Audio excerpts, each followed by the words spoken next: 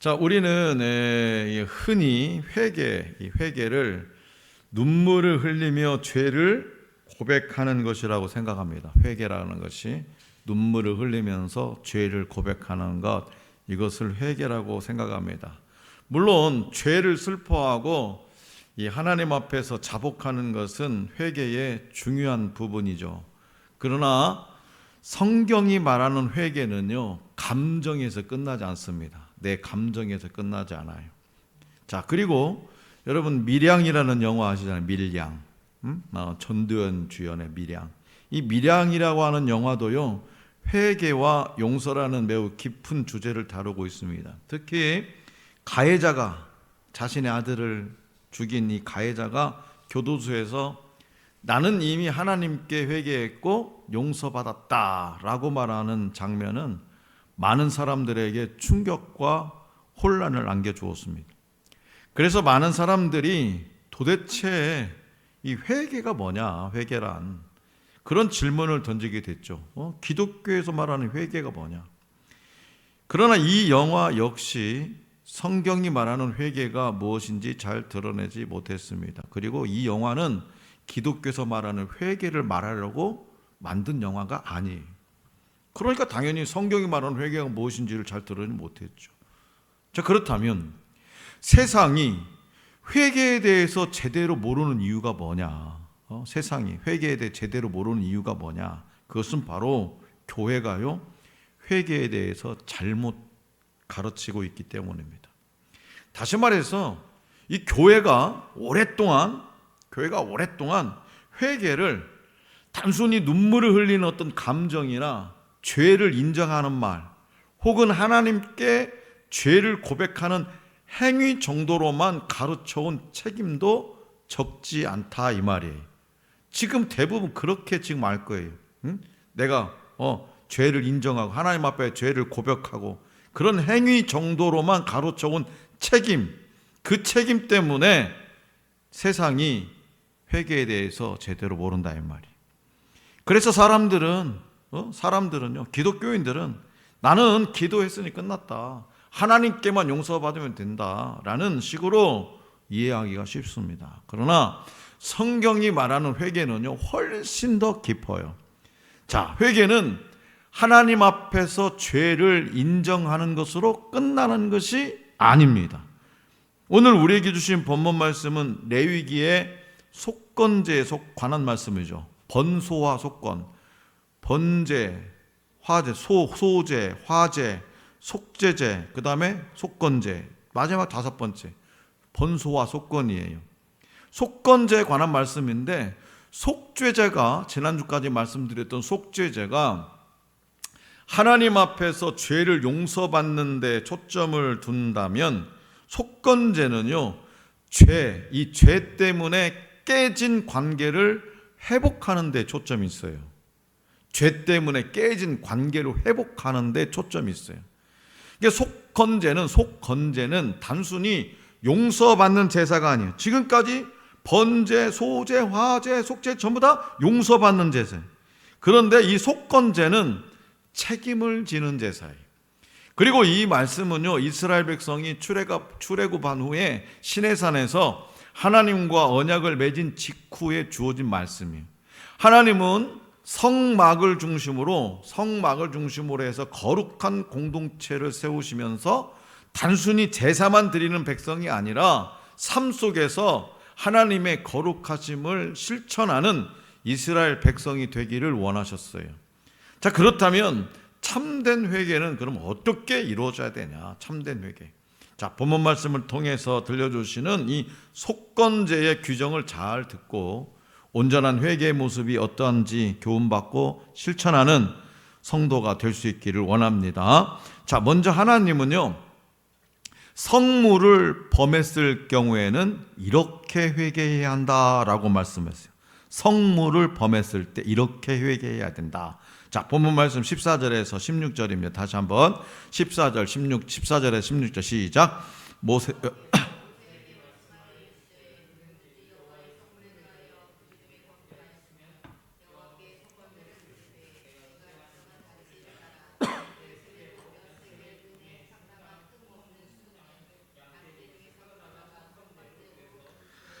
성물에 대한 잘못을 보상하되 그것의 5분의 1을 더하여 제사장에게 줄 것이요 제사장은 그 속건제의 순양으로 그를 위하여 속죄한즉 그가 사함을 받으리라. 아멘.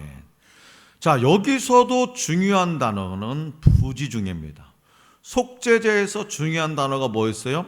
부지중예죠. 근데 속건제에서도 부지중예예요. 그러니까 고의가 아니었습니다. 실수였습니다. 몰랐습니다. 그러나 하나님 뭐라고 하신다? 죄라고 말씀하세요. 죄. 고의가 아니었어요. 실수예요. 난 몰랐어요. 그런데 하나님은 그것을 뭐라고 한다? 죄라고 합니다. 자, 왜 그렇습니까? 지난주에 말씀드렸듯이 죄의 기준은 뭐다? 내 양심이 아니라 하나님의 거룩함이시기 때문이에요.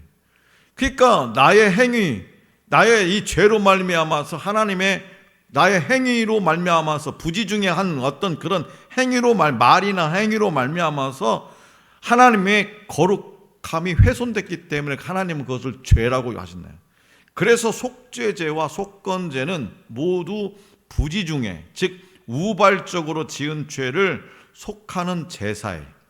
속죄제, 그러면 속죄제는요, 속죄제하고 속건제가 차이점이 있는데, 속죄제는 딱히 배상할 대상이 없는 경우, 딱히 배상, 갚아주는 거잖아요. 배상은 배상할 대상이 없는 경우에 드리는 제사가 속죄제. 속건제는 제사를 드릴 뿐만 아니라 배상까지 해야 하는 제사예요. 그래서 본문 말씀 15절에 기록된 대로 누군가가 성물, 성전에 있는 물건들이 있죠. 이 성물을 부지중예라도 범했을 경우에 흠 없는 순양을 속건제로 드려서 그 잘못을 보상해야 했어요. 자, 예를 들어서 성막에서 사용하는 도구를 누군가가 실수로 깨트리거나 파손했습니다. 그렇다면 제사장들은요, 그 성물의 가치를 매겨서 아주 작은 성물은 작은 순양으로, 귀한 성물은 큰 순양으로 제물을 삼도록 했어요. 또 그 파손된 것을 보상하는 데에 20%를 그 가치에 대해서 더 지불해야 됐어요. 이러니까 이스라엘 백성들은요, 성막에 드려진 성물들을 어떻게 해요? 조심히 다루지 않을 수가 없죠. 조심히. 예전에도요, 우리도 어렸을 때만 해도 이 강단에 올라다니면 혼났습니다. 권사님들 진짜 혼났어요. 그런데 우리는 친구들 뛰어다니고 장난치고 그랬죠. 혼났습니다. 그런 게 예전에 나면 지금은요, 그런 게 별로 없어요. 솔직히 말하면. 네. 자, 그래서 이스라엘 백성들은 성막에 드려진 성물들을 아주 조심히 다루지 않을 수가 없었어요. 아주. 왜? 배상을 해야 되니까. 또 제사를 지내야 되니까. 그래서 이는 제사에 참여하는 백성들의 마음가짐을 바로잡고 제사 지낼 때에 경거망동하지 못하게 하는데 상당히 큰 역할을 했을 겁니다. 그래서 이 말씀은요, 참된 회개가 단순한 감정이나 말이 아니라는 사실을 보여주는 거예요. 말로 끝나는 것이 아니라는 거. 내가 하나님 앞에 내 죄를 고백했고 내가 용서받았으니 그 끝이 아니라는 거예요. 하나님께 죄를 고백하는 것은 회개의 시작이지만 거기서 끝나서는 안 된다는 것이에요. 잘못으로 인해서 하나님의 것을 훼손했다면 가능한 한 책임을 지고 바로잡으려는 행동이 따라야 된다는 겁니다. 오늘날 우리도 마찬가지입니다. 하나님께 드리기로 한 시간, 하나님께 드리기로 한 시간을 게을리하거나 예배를 가볍게 여기거나 하나님께 구별된 것을 자신의 욕심을 위해 사용했다면 용서해 주세요라는 기도만으로 만족해서는 안 된다는 겁니다. 그러니까 삶의 방향을 돌이켜서 하나님을 다시 우선순위에 두고 잃어버린 예배를 회복하고 드려야 할 것을 기쁨으로 드리는 그런 삶으로 돌아가야, 다시 말해서 참된 회개는요, 입술에서 끝나지 않는다는 거예요. 그렇기 때문에 하나님께서 원하시는 회개는 잘못을 인정하고, 첫째, 잘못을 인정하고, 둘째, 손해를 회복해 줘야 돼. 배상을 해 줘야 된다 이 말이에요. 삶의 행동이 변화되는 회개예요. 삶의 행동에 변화가 있어야 돼. 그런 회개를 하나님께서는 기쁘게 받으시고 은혜 가운데 용서와 회복을 허락하신다고 말씀하십니다. 자, 둘째로 하나님은요, 이웃에게 죄를 범했을 경우에는 이렇게 회개하라고 말씀하세요. 자, 본문 말씀 5장 17절에서 6장 5절까지입니다. 시작. 만일 누구든지 여호와의 계명 중 하나를 부주 중에 범하여도 허물이라 벌을 당할 것이니 그는 내가 지정한 가치대로 양떼 중 흠없는 순양을 속건제물로 제사장에게로 가져갈 것이요 제사장은 그가 부지 중에 범죄한 허물을 위하여 속죄한즉 그가 사함을 받으리라. 이는 속건제니 그가 여호와 앞에 참으로 잘못을 저질렀음이니라. 여호와께서 모세에게 말씀하여 이르시되 누구든지 여호와께 신실하지 못하여 범죄하되 곧 이웃이 맡긴 물건이나 전당물을 속이거나 도둑질하거나 착취하고도 사실을 부인하거나 남의 이름 물건을 줍고도 사실을 부인하여 거짓 맹세하는 등 사람이 이 모든 일 중에 하나라도 행하여 범죄하면 이는 죄를 범하였고 죄가 있는 자니 그 훔친 것이나 착취한 것이나 맡은 것이나 이름 물건을 주운 것이나 그 거짓 맹세한 모든 물건을 돌려보내되 곧 그 본래 물건의 5분의 1을 더하여 돌려보낼 것이니 그 죄가 드러나는 날에 그 임자에게 줄 것이오. 아멘. 자, 앞에서 전해드린 대로 속죄제는 딱히 배상할 대상이 없는 경우에 드리는 제사입니다. 하지만 속건제는요, 다른 사람과의 관계에서 지켜야 할 계명을 지키지 않았을 경우에 드리는 제사이기도 합니다. 그래서 이 명령은 하나님께 죄를 지은 것이 곧 이웃에게도 죄를 짓는 것임을 보여준다는 거죠. 하나님께 죄 짓는 것, 이것이 곧 내 이웃에게도 죄를 짓는 것이다 이 말이에요. 그래서 하나님은 이 6장 2절과 3절에서 속건제에 해당하는 죄로 속이는 것, 도둑질, 착취, 이웃이 잃어버린 물건을 몰래 가지는 것 등을 말씀하세요. 다시 말해서 하나님은 이를 부지 중에 행한 잘못으로 보기는 어렵다고 말씀하세요. 부지 중에 내가 실수로 잘못 알아서, 그러니까 속이는 것, 도둑질, 착취, 잃어버린 물건을 몰래 가지는 이것을 부지 중에 저지른 죄라고, 행한 잘못이라고 보기 어렵다는 거예요. 그래서 그런데요, 원래 출애굽기 22장 1절에 보면 원래 도둑질을 했으면 이 율법은 뭐냐? 4배나 5배를 갚아야 돼. 4배나 5배. 그럼에도 불구하고 속건제를 드릴 때는요, 거기다가 20%를 더해서 배상하라고 말씀하십니다.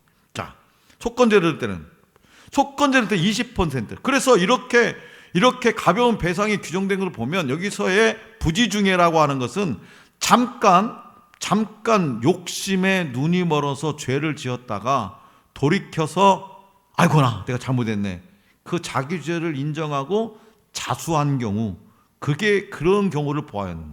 그럼에도 불구하고 이렇게 이웃에게 행한 잘못은 또한 하나님 앞에서 행한 잘못이기 때문에 이웃에게 행한 잘못도 하나님 앞에 행한 잘못이고 하나님 앞에 행한 죄도 이웃에게 잘못한 죄다 이 말이에요.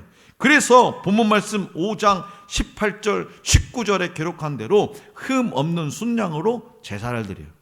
또 아무리 뉘우쳤다 할지라도 6장 5절에 기록된 대로 훔친 것을 돌려주는 정도로는 안 돼. 훔친 것을 내가 죄송합니다, 내가 눈이 멀었나 봐요, 안 되고 거기에다가 5분의 1을 더해서 배상해야 됩니다. 다시 말해서 손해배상까지가 참된 회개라는 거예요. 죄송합니다, 나 잘못했어요, 용서해 주세요, 안 돼. 하나님의 참된 회개는 뭐냐? 하나님의 성경에서 말하는 참된 행위는 행위까지 하라는 거예요. 손해배상까지가 참된 회개라고 하나님 말씀하세요. 자, 성도 여러분, 이 말씀은요, 하나님과의 관계는 좋으면서 사람과의 관계는 깨져 있어도 괜찮다는 생각이 잘못되었다는 것을 가르쳐 놓은 거예요. 하나님께서는 예배는 잘 드리지만 사람에게 상처를 주는 신앙을 기뻐하지 않으세요. 사람에게 상처를 주는 신앙. 그러니까 참된 회개는 하나님 앞에서 눈물을 흘리는 것뿐만 아니라 상처 입은 사람을 찾아가서 잘못을 인정하고 용서를 구해야 되는 거예요. 네. 그러니까 내가 오늘 또 와 기도, 하나님 내가 너무 미워한 것들 용서해 주세요. 이걸로 끝나면 안 된다는 거예요. 예배당 문을 열고 나가면 어떻게 해요? 그 사람을 찾아가서 그 사람 앞에서도 용서를 구해야 된다는 거죠. 그리고 가능한 한 피해를 회복하는 행동까지 포함합니다. 그렇기 때문에 오늘 우리의 삶도 한번 돌아봐야 돼요. 혹시 누군가 말로 상처를 줬습니까?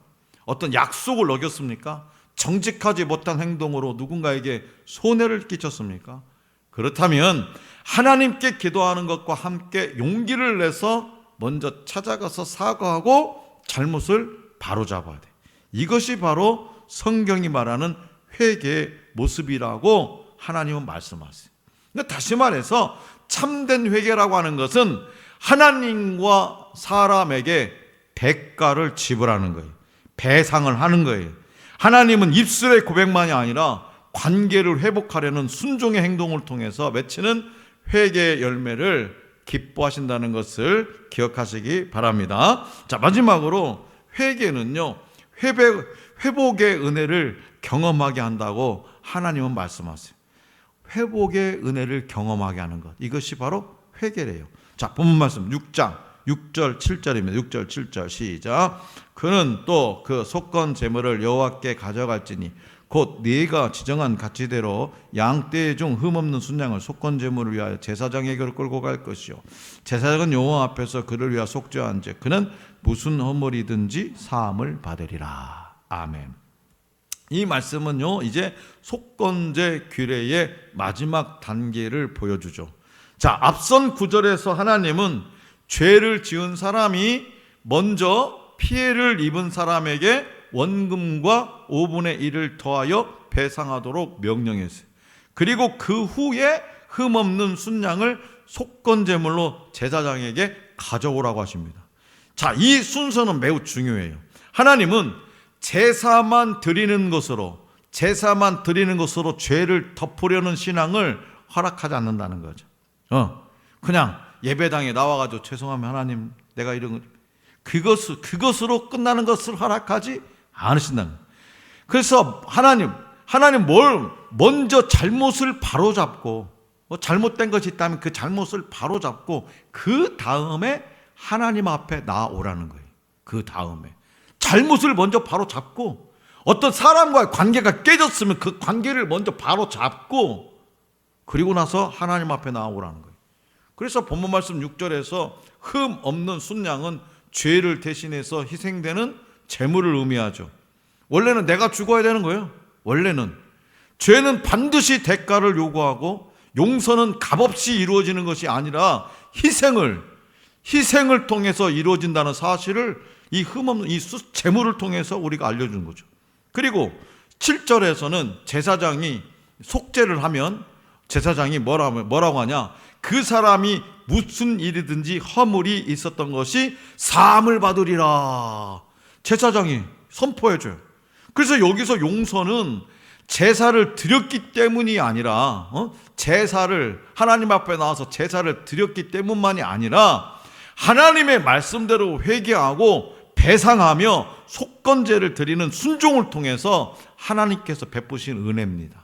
그래서 다시 말해서 하나님은 죄인을 정죄하는 데 목적이 있는 분이 아니라 너 왜 이렇게 잘못했어? 왜 거짓말했어? 왜 남에게 상처 줬어?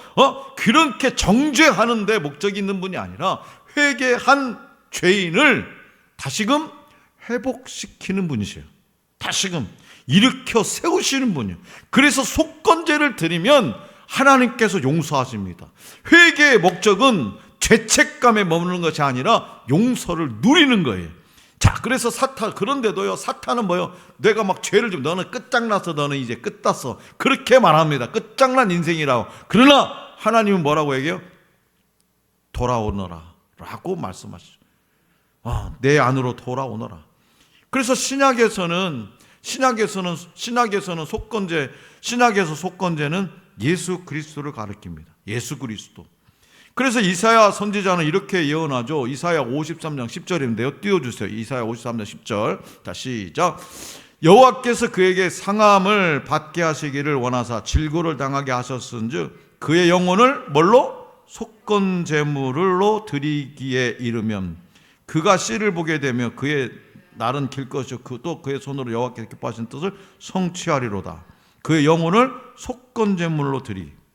자, 성도 여러분, 예수님께서 우리의 속건제물이 되셨다는 겁니다. 속건제물. 그래서 우리는 순양이 아니라 뭐요? 십자가 앞으로 가는, 십자가 앞으로. 순양을 가지고 가는 게 아니라 십자가 앞으로. 자, 요한 1서 1장 9절. 요한 1서 1장 9절입니다. 시작. 만일 우리가 우리 죄를 자백하면 그는 미쁘시고 의로우사 우리 죄를 사하시며 우리를 모든 불의에서 깨끗하게 하실 것이요. 아멘. 자, 용서는요, 회개하는 자에게 반드시 주어지는 하나님의 은혜예요. 참된 회개에는 잘못을 인정하고 가능한 한 관계를 회복하며 예수 그리스도의 은혜를 붙들고 새로운 삶을 살아가는 거예요. 이게 참된 회개예요. 그냥 예배당 나와가지고 하나님 앞에 눈물, 콧물, 그건 감정으로, 그 감정으로 끝나는 건 참된 회개가 아니라고 말씀하시는 거예요. 그래서 성경은 참된 회개의 능력을 보여주는 사람들로 가득 차죠. 참된 회개의 능력을 보여주는 사람들. 다윗, 베드로, 삭개오, 므낫세, 또 돌아온 탕자 등등 있습니다. 그 중에 대표적인 사람 베드로는 예수님을 3번이나 부인하는 큰 죄를 지었죠. 그러나 그는 자신의 죄를 인정하면서 통곡했고 부활하신 예수님께 다시 나아갑니다. 예수님께 다시 나아가요. 주님은 그런 베드로를 버리지 않으시고 뭐라고 하셨어요? 내 양을 먹이라. 사명을 주셔요. 당신의 일을 주신단 말이에요.